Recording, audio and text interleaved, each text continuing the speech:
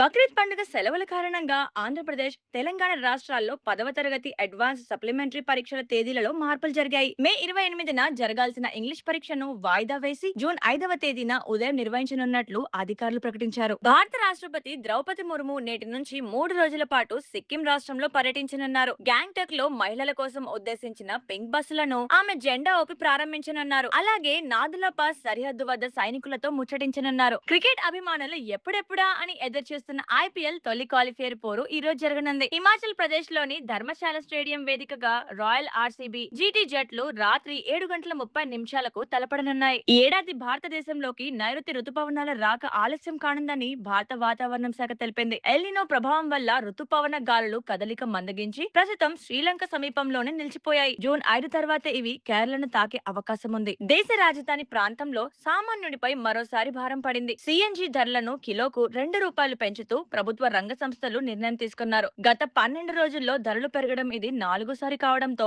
లక్షలాది మంది వాహనదారులపై తీవ్ర ప్రభావం పడుతోంది. మరిన్ని అప్డేట్స్ కోసం మా ఛానల్ ని ఫాలో అవ్వండి.